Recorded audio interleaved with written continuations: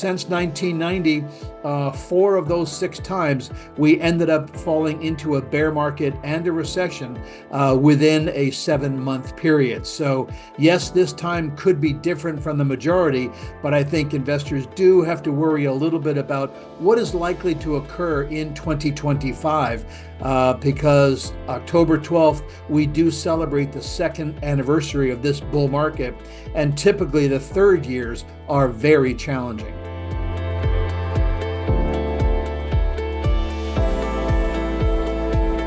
What stocks should you buy? What sectors should you target? Ask 10 different experts and you might get 10 different answers. But today's guest on the Money Show MoneyMasters podcast doesn't just share his opinions. His answers are grounded in facts, hard data, and historical research. And I can say from personal experience, he has been right time and time again. Plus, his wit and mastery of market puns is truly second to none, which as a teller of dad jokes like I am, I can fully appreciate. I'm Mike Larson, your podcast host, and I'm pleased to be sitting down with Sam Stovall, Chief Investment Strategist at CFRA Research. Sam, welcome to the show. Good to talk to you again, Mike. I'm glad we could do this. I know you've been in this business for a long time, and many of the people who are watching this are probably familiar with your work. But just in case, why don't you briefly summarize what sets CFRA apart and what your focus on is over there? Sure. Well, CFRA is an independent research firm. It started out back in the mid-90s with a forensic accounting operation started by Howard Shillett. Then as time went on, CFRA purchased the S&P equity research side from the Standard & Poor's Corporation to add the wealth management buy, hold, and sell kind of research. We then added Lowry Associates, which is a technical analysis firm. And then lastly, Washington Analysis, which is a political strategy organization. So really trying to offer independent research, no axe to grind, et cetera. So we're not affiliated with other companies where, in a sense, we have to say the right thing. Got it. Excellent. And, I will say, again, anybody watching this, they do excellent work. You absolutely need to check it out. Sam, I want to start, by pointing out that I remember doing one of these interviews with you from the floor of the Money Show Orlando back in fall of 2023. We just gotten through sort of a lousy period in the market, several down weeks, and you said essentially not to worry. Your work suggested we'd see a strong year-end rally and potentially double-digit gains in 24. Needless to say, that's been right on target. So I'm kind of looking for an update from you. Where do things stand now, given what's happened between then and today? Well, you're absolutely right that what I like to do is I like to start with history. I know that history is a great guide. It's never gospel, but a lot of times it does imply that the history might end up rhyming, maybe not necessarily repeating itself. And yes, early in 23, we had just come off a near 20% decline, yet we had a positive January barometer as popularized by the Stock Traders Almanac. We also had a Q1 low that did not undercut the prior December low. And whenever those factors were in place, a negative year, positive January, and a Q1 non-undercut, we ended up being higher by about 25% on average, with the frequency of gain being 100% of the time since World War II. Obviously not a guarantee, but it worked out in 2023. 2024, what we found is that it's an election year. And again, if it starts out on the right foot with a January gain, then the market was higher 100% of the time, with the average increase being 16%. So what we have found also is that because we had such a strong first quarter, it did imply that we had to fasten our safety belts because it was the 11th best first quarter since World War II. And of the top 15, 14 of them had a decline of 5% or more shortly thereafter, and a majority of them had a second intra-year decline of 5% or more, and that's exactly what we got. Got it. Well, in a recent piece you did in the Outlook, the weekly newsletter that you guys publish, you said three main things are propelling this market, and that was China stimulus, more recently, easing in U.S. inflation readings, and of course the Fed's ability to react to that by cutting interest rates. How do you see those drivers unfolding in the last quarter here of 24, and as we kind of roll the calendar into 25? Well, I think 2024 is going to end on a positive note. I have a 12-month target of 61.45, which equates to 58.60 as a final read for 2024. I think that now with us having 3 months left, even though October could end up seeing an awful lot of volatility, it is the most volatile month of the year and actually has 34% more volatility than the average of the other 11 months of the year. But barring that volatility, I think we're going to end up with a positive November and December, as we historically have during election years. I also think that you have a lot of portfolio managers who are still behind the curve right now and want to make sure that they keep their jobs and earn their bonuses. And so as a result, they're probably going to put the pedal to the metal and therefore end up with a positive end of year return. Understood. Vacation real estate isn't getting any cheaper after all, right? In any event, so if we talk about some of these drivers, I mean, the Fed, obviously, we've gotten the 50 basis point cut. We're kind of looking at most likely at a couple more through the end of the year and maybe into early 25. Any thoughts on that and sort of how that's going to impact the sector rotation and the sectors that you think are primed to perform the best? Sure. Well, the Fed started its rate cutting program in September. And leading up to that, I had been warning investors that it's more profitable wanting than it is having.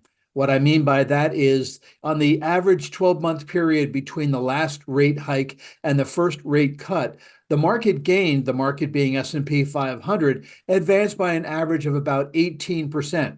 Yet in the first month after the cut, we ended up seeing the market tread water. Yes, you did have more action beneath the surface, but also as much as 3 and 6 months down the road, you had mid to low single-digit price appreciation.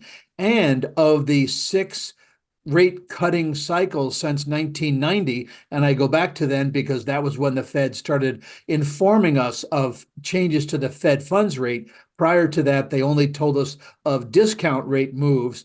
But since 1990, 4 of those 6 times, we ended up falling into a bear market and a recession within a 7-month period. So yes, this time could be different from the majority, but I think investors do have to worry a little bit about what is likely to occur in 2025 because October 12th, we do celebrate the 2nd anniversary of this bull market, and typically the 3rd years are very challenging. Understood. Let me also ask, I guess, then against, sort of what your historical work shows about presidential election years and the year after the election when you have the new administration come in. How does that factor into your outlook for 25 as well? Sure. Well, what's interesting is that the July 31 through October 31 performance has been a very good indicator as to who will be elected. A market advance traditionally has pointed to the incumbent being reelected, incumbent person or party, whereas a market decline indicated that the incumbent would be replaced. And right now, the S&P is up more than 3.5%. So the implication is that we would likely see the Democrats get reelected to the White House. Some people have said, well, wait a minute, but how didn't the rate cut help the current administration? And what's interesting is that there have been 8 times since World War II in which we had either a rate hike or a rate cut in that July through October period. And only twice out of those 8 times could you say that it assisted the incumbent. The other times really had no effect on the outcome of the election. So my first thought is, don't think that there was politics played by the Fed. In terms of the first year of the presidential cycle, the market does fairly well, up 9.2% on average, rising in price about 2 out of every 3 times. It sort of leapfrogs. We have an anemic first and third quarter, but a pretty healthy second and fourth quarters. So ended up being a fairly good year. Certainly early on, you have that honeymoon period, and our expectation is we'll likely see that as well. Okay. When we talked again, going back a year, some of the sectors that you thought would show the best earnings growth in 24 were things like communication services, consumer discretionary, technology, and industrials. How have things changed since then, if they have indeed changed at all? Well, there's an old adage, you let your winners ride. Frequently in the beginning of each year, somebody says to me, Sam, what should I do? Should I buy last year's winners or last year's losers? And the answer is that depends. If you are following a down year, you actually want to buy last year's losers because more times than not, investors will rotate back into them in order to ride the wave higher because rarely have we had two successive years of negative performance in the overall market. Again, 2023 was a great example. What you do is you buy the prior year's worst three performers, and they tend to be outperformers in the second year.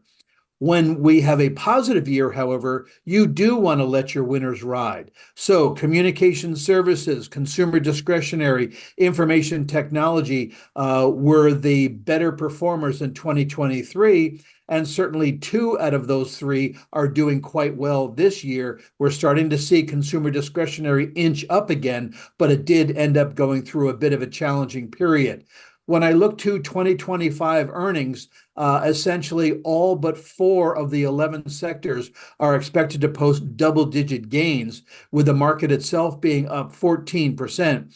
And the strongest earnings are likely to come from healthcare, believe it or not, on a bit of a rebound from its anemic 2024 estimated increase, as well as information technology up about 21%.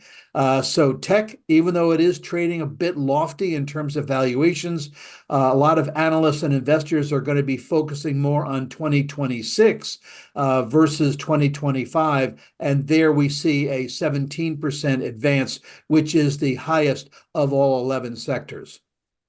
What about a couple of these sectors that really had been in the doghouse for some time and are now trying to find their way out? I mean, real estate is one that jumps out, of course, given what's happened to the Fed. Utilities obviously have been a very strong performing group for several months now. Thoughts on those?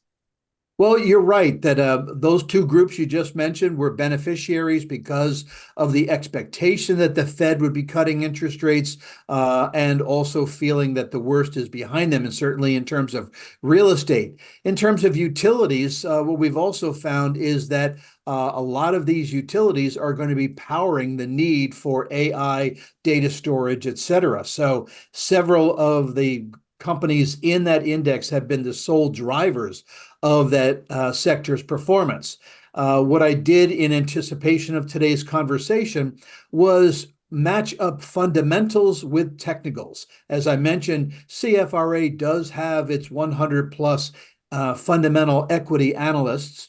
But at the same time, our Lowry Research Group, our technical analysis arm, also comes up with what's called power ratings. Mm-hmm. So by combining the fundamentals with the technicals, I essentially came up with a list of stocks that look good on both fronts. I like to say that fundamentals tell you what, but technicals tell you when and how far.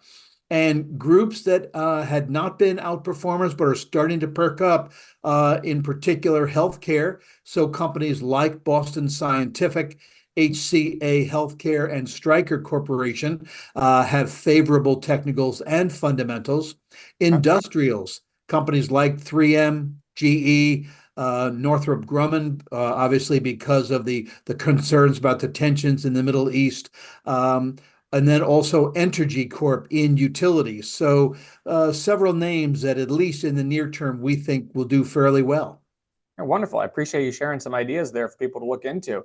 I guess I would say it seems like when I look at things like your top 10 model portfolio that you guys put out too, it's a fairly broad mix. I mean, it's financials, it's tech, it's materials.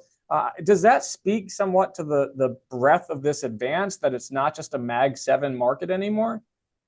Well, you're absolutely right. When we do have ideas such as the high quality capital appreciation, our Power Picks portfolio, et cetera. We really try to satisfy the needs of the investor. We've got thousands of people who sign on to our Market Scope Advisor platform and want to be offered guidance. So some of them are more aggressive and they want growth ideas. Others want mid and small cap opportunities, which might not be followed very closely by other analysts on the street, whereas some are saying, no, I just want the income. One of my portfolios is the industry momentum portfolio, so a bit based on James O'Shaughnessy's book, What Works on Wall Street, where you take a look at the rolling 52-week relative strength and you let your winners ride. What it does is it buys those that are in the top 10% and then holds them until they fall out of the top 30%. So whatever the investors need, we try to satisfy with one of these portfolios. Wonderful. Any thoughts as we get towards the tail end of the conversation on some other asset classes or the big picture, thinking out their interest rates, gold, the US dollar, maybe how that might alternate the outperformance that we've seen in US stocks versus foreign markets? Absolutely. Well, we do think that the U.S. dollar is likely to weaken remainder of this year and into 2025, primarily because the Fed will be cutting rates. We think twice more this year by 25 basis points each, and then 4 quarterly rate reductions next year by 25 basis points. So as a result, the interest rates that one could earn in the U.S. will be less attractive relative to other areas. So the dollar could be weakening. That would be beneficial to gold. Certainly gold right now is doing well because of the flight to safety, because of the tensions around the globe, but also because of the value of the dollar tends to come down, and therefore it is a dollar-denominated asset, and it becomes more affordable for those who want to buy it. At the same time, I think that if you look to international investments, I had mentioned earlier that valuations could be a bit stiff for some areas. The S&P is currently trading at a 37% premium to its long-term average forward PE ratio. However, mid and small cap stocks are trading at 30% discounts each to its relative PE relative to the S&P 500. And developed and emerging markets are also trading at double-digit discounts. So if you're looking for opportunities, as Willie Keeler once said, you hit them where they ain't. And right now, they ain't really in mid, small, and international investments. Excellent. Sam, you're going to be joining us for the 2024 Money Show Masters Symposium in Sarasota this December. I know we're still a few months away, but any kind of sneak peek at what you think you might talk about or what somebody who attends one of your sessions is going to take away from it? Sure. Well, I'm going to, first off, I very much enjoy being a part of the money shows. And Sarasota is good because we have family in the area, so I get to visit family and do work at the same time. But focusing on 2025, talking about how traditionally the third year of bull markets, we've had 11 bull markets that entered their third year. 3 of them ended up failing to reach their end of their third year. 2 more posted double-digit declines, but not enough to be called bear markets. And then 3 additional bull markets had below average price appreciation. So I think it could end up being a bit of a tricky year. So I will be discussing those sectors, sub-industries that we happen to like, and what kind of volatility we're like to experience in the year ahead. Excellent. Sam, thank you so much for your insights. I appreciate you joining me here. Viewers, if you're watching this and you'd like to learn more from Sam, he's going to be speaking again at the Money Show Masters Symposium that goes December 5th to 7th at the Hyatt Regency Sarasota. There'll be a link in the description below you can check out for more details and register. And again, don't forget to like these videos and subscribe if you want to get updates whenever we post a new one. Sam, thanks again for your time, and I appreciate this. Look forward to seeing you soon. My pleasure. Look forward to it again. Bye.